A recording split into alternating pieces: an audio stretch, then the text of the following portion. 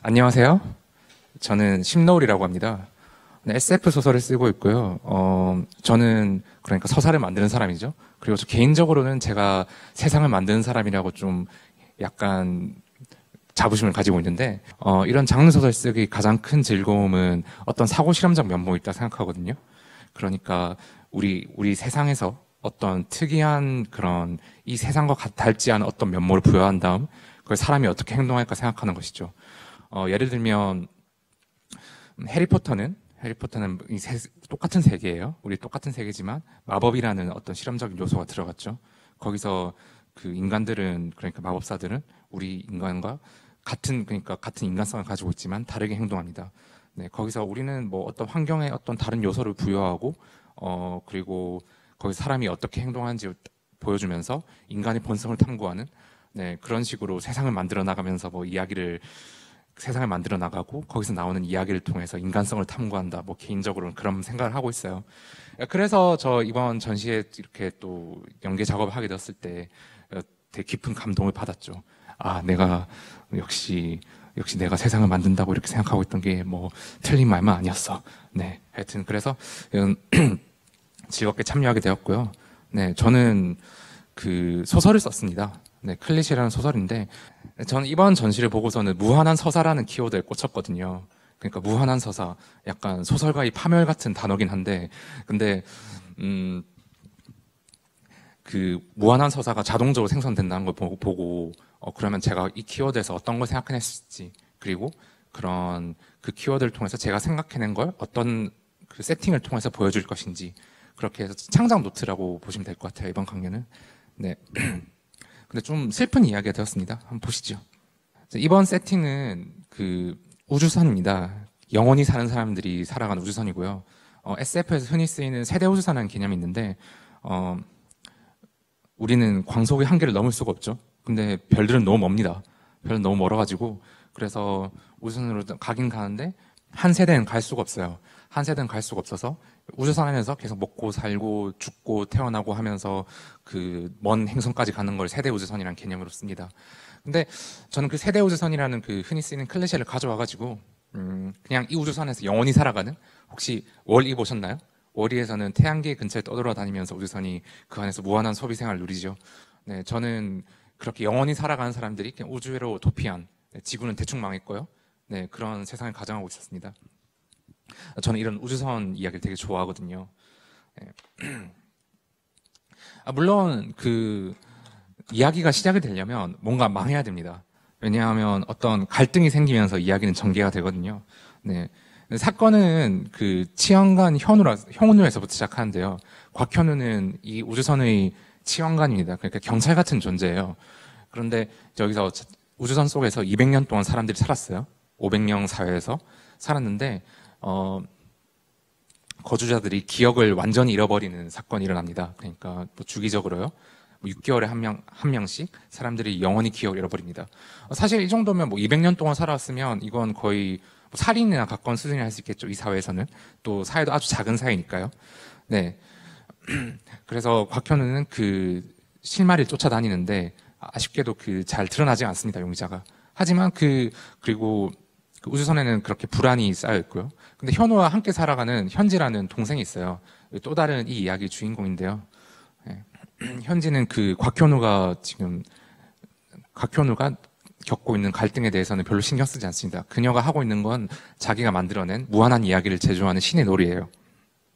신의 놀이를 한다면 현지가 만든 놀이는 그 컴퓨터 내에 작은 우주를 재현하는 겁니다.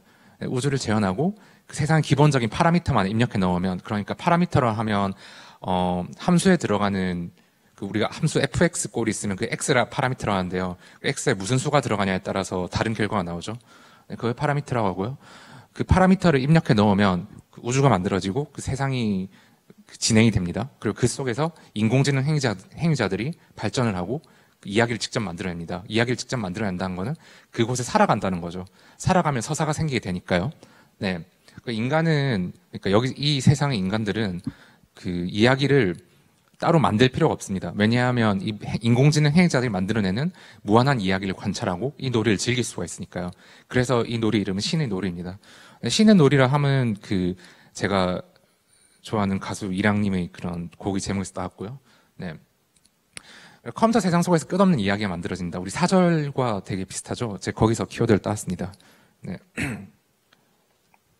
현지가 겪는 문제는 무엇이냐? 현지가 겪는 갈등은 다른 건데요. 그 이야기를 완전히 이해할 수가 없다는 겁니다. 무한한 이야기는 만들어지지만 그 무한한 이야기, 이 가상의 우주 속에서 무한한 이야기는 대부분 흩어져 사라집니다. 왜 흩어져 사라지나? 그것은 대부분의 이야기가 인간이 받아들일 수가 없는 이야기이기 때문입니다. 그게 무엇이냐 한번 자세히 설명드릴 건데요. 네. 잠시 이야기 밖으로 나와서 마스터 플롯에 대한 이야기를 해볼게요. 플롯은 이야기의 구성이죠. 뭐 인물이 있고 인물이 어떤 갈등을 겪고 그 갈등을 겪고 어떻게 그 갈등을 헤쳐나가고 마침내 최후에 어떻게 변하느냐 이런 구성을 플롯이라는데요. 이 플롯이 그 수백 년 전부터 이미 완성이 됐어요. 네, 이야기에서 20가지 정도의 마스터 플롯이 있다고 정해져 있습니다. 그러니까 우리가 수많은 그러니까 1년에도 수백 수천 편의 영화가 나오고 책만 해도 뭐 한 달에 1000권의 책이 출판이 됩니다. 근데 거기엔 수많은 이야기가 있지만 그 이야기들은 원형은 닮아 있어요. 네. 왜냐하면 그 속에 들어있는 플롯이 한정적이기 때문이죠. 좀 더 구체적인 예시를 들어볼게요. 우리 세상의 가장 오래된 영웅 서사시는 길가메시 서사시죠. 네, 길가메시 서사시는 길가메시가 되게 힘이 셉니다. 그래서 힘이 세고 막 그래서 되게 오만하고 그러다가 그 자기 친구 엔키두가 죽습니다. 그래서 죽고 그래서 처음으로 그 공포를 느끼죠. 죽음에 대한 공포. 그래서 길가메시는 죽음에 대한 공포를 이겨내기 위해서 그 죽지 않는 방법을 불사의 방법을 찾아 나섭니다. 하지만 불사의 방법을 찾아 나서서 그 불사하는 방법은 일주일 동안 잠을 자지 않고 그렇게 해서 그 불사초를 얻는 거죠. 근데 그거는 불가능하잖아요, 인간의 몸으로. 그래서 결국 불사초를 얻는데 실패하고 결국 돌아오죠. 그 길가메시 죽음을 의연하게 받아들이죠. 근데 이 원형이 4000년 전에 쓰인 이야기인데 이 이야기는 그러니까 지금도 비슷하거든요. 그러니까 어떤 영웅이 있습니다. 이 영웅은 어떤 힘을 얻습니다. 그 힘을 얻고 처음에는 되게 막 그 들떠하기도 하고 하는데 어떤 시련을 겪어요. 그러니까 그 갈등, 어떤 추구할 만한 것. 여기 길가메시 같은 경우에는 그 죽음을 회피하는 방법이죠. 네, 그러기 위해서 모험을 떠납니다. 모험을 떠나서 그 여러 가지 방법을 해보지만 뭐 거기서 추구 끝에 그 영웅은 그 별로 원래 원하던 것을 얻지 못할 수도 있지만 변화합니다. 대신에 길가메시도 변화하잖아요. 사실 그 이런 영웅적인 원형이 되게 오랫동안 반복되어 왔어요. 예를 들면 뭐 반지의 제왕도 프로도의 영웅 서사시라 할 수 있죠. 근데 프로도는 그 마지막에 실패하죠. 마지막에 반지를 그 화산에 던지지 못하잖아요. 운명의 산에 던지지 못하잖아요. 하지만 그 과정에서 뭔가 얻은 게 있죠. 변화하죠. 최종적으로 변화하고 그래서 어떤 영웅적 업적을 이루죠. 길가메시도 비록 그 죽음을 회피하는 방법을 알진 못했지만 죽음을 이연하게 받아들이는 방법을 알고 그리고 위대한 지도자가 되고 마침내 반신이 되는 그런 변화를 이룩합니다. 이런 원형이 수천 년째 울고먹히고 있거든요. 근데 이런 원형 수천 년째 울고먹히고 있지만 우리는 그것을 사랑합니다. 왜냐하면 그건 이 플롯은 그러니까 우려도 맛있는 정말 좋은 사골이거든요.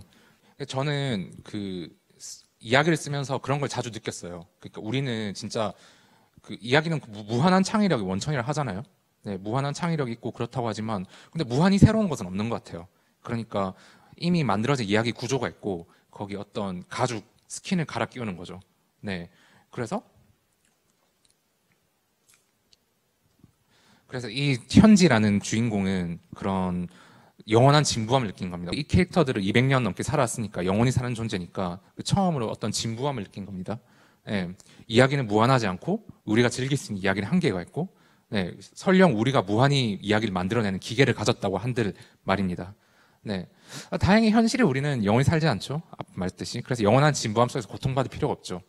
하지만 소설 속의 등장인물들은 영원히 살도록 강화되었으니까요. 그러니까 그들이 세상을 인식하고 그 즐길 수 있는 서사를 구성하는 방식은 우리 인간의 신체가 허락하는 것 이상으로 확장될 수가 없어요. 네. 좀 더 이야기 원형에 대해서 다시 설명하자면, 그러니까 우리 소설을 쓸 때 가장 기본적인, 그러니까 원형 중의 원형에 대해 말하자면, 인간이 있고, 그 한 사람이 있는데 그 사람이 뭔가 원해요. 뭔가 원하는데 그 욕망을 이루기가 힘들어요. 네. 그래서 그 추구하기 위해서 계속 뭔가를 한다. 이게 이야기거든요. 정말 절대 다수 이야기가 여기서 벗어나지 않습니다. 여기서 벗어난 이야기는 되게 실험적이고 힘들어요. 네, 그리고 그것이 우리가 어쩌면 즐기지 못하는 이야기일지도 모르죠. 왜냐하면 우리는 대부분 비슷한 것을 욕망하잖아요. 같은 생물학적인 신체를 가지고 있고, 네, 그리고 또 비슷한, 그러니까 세계관 지각하는 것이 비슷하고 지각의 방식이 비슷하니까요. 그래서 우리가 그런 그 바깥의 서사, 우리 지각 바깥의 서사, 그리고 욕망 바깥의 서사를 알 수 없는 것 아닌가, 네, 그런 생각을 합니다. 그래서 지금 안 나오는 게 아니라 좀 극적인 효과를 주기 위해서, 네, 왜냐하면 클라이맥스거든요. 여기가 소설 클라이맥스 부분이거든요. 네. 그래서 현지는 그 어떤 초월을 선택합니다. 그 초월을, 여기선 초월이 어떻게 묘사되냐면, 그러니까 지금은 컴퓨터 속에 가상의 세계를 만들고 그 무한 세계 속에서 컴퓨터 인공지능 행위자들이 이야기를 만들어 나가는 거잖아요. 근데 여기서는 그 현지의 동조자가, 어떤 소설 속에서는 현지의 동조자가 그 세계 속의 의식을 복사해 넣을 수 있는 그런 방법을 발견해냅니다. 대신 의식을 복사하면 기억을 잃는 거예요. 왜냐하면 그 뇌 속의 뭐 데이터들이 다 들어간다는 그런 방식을 사용한 거거든요. 그래서 현지는 그 속으로 들어가게 된 겁니다. 그래서 계속 그 우주선 속에서 그런 초월을 원하는 사람들이 나타나게 되고 그 사람들이 하나씩 기억을 잃어갔던 거죠. 현우는 현지가 그렇게 기억을 잃는 장면을 목격합니다. 네, 하지만 현지를 막지는 못해요. 결국 현지는 초월하고, 그리고 현지는 초월적인 존재가 되어서 현우가 더 이상 소통할 수 없습니다. 왜냐하면 우리 지각 밖의 이야기를 즐기려면, 이야기를 알 수 있으려면 우리 존재랑 전혀 다른 존재가 되어야 되잖아요. 그걸 초월이라 하죠. 그래서 현우는 현지가 안에 존재한다는 걸 알고 있지만 그 안에 있는 현지와 어떻게, 그러니까 자기 동생과 다시는 소통할 수 없는, 네, 그런 상태가 됩니다. 그렇게 이야기가 마치고요. 네. 그러니까 이거는 어떤 일종의 비극이죠. 네. 뭐 그런 신의 놀이는 그 사절에서 무한한 이야기가 만들어진다는 걸 따왔고요. 근데 방금 전에 말씀하셨지만 정말 이게 계속 끝없는 이야기가 만들어지는데, 근데 꽤 많은 이야기들이 우리가 이해할 수 없는 이야기가 되죠. 그러니까 존재는 하지만, 그러니까 약간 반복하는 것처럼 느껴진다던가. 네, 좀 그것을 거기서 이야기가 바로 거기서 바로 우리가 이야기를 얻어낼 수 없는 게 우리가 생각하는 이야기 어떤 원형에서 벗어난 이야기이기 때문이라고 생각했거든요. 그래서 그런 인간 이야기 한계에 대해 생각했고요. 우리 인간의 이야기가 무한하지 않다. 네, 거기에 대해 생각했고요. 네. 라이프 애프터 밥에서는 그 무한한 삶의 경로 중에서 한 최적 경로를 제시하잖아요. 네. 근데 그 최적 경로가 제시한다는 게 저는 인간 존재가 유한하다는 그런 이유로 생각했어요. 그러니까 결과로 생각했어요. 만약 우리가 정말 무한한 존재라면 그 최적 경로가 존재하지 않겠죠. 왜냐하면 너무 경우의 수가 많으니까요. 경우의 수가 무한으로 발산한다면 그걸 최적 경로를 찾을 수 없을 거예요. 하지만 유한하니까, 경로가 유한하기 때문에 거기서 최적 경로를 찾을 수 있을 거다. 거기서 우리가 보편적으로 추구하는 이야기를 만들어낼 수도 있을 거다. 그래서 인공지능이 그런 이야기를, 최적 경로, 그거를 제시할 수 있는 게 아닌가, 그런 생각을 해서 라이프 애프터 밥에서 살짝 비틀어 봤습니다. 덕분에 제가 또 단편 소설 하나를 완성하게 되어서, 네, 감사하게 여기고 있습니다. 네.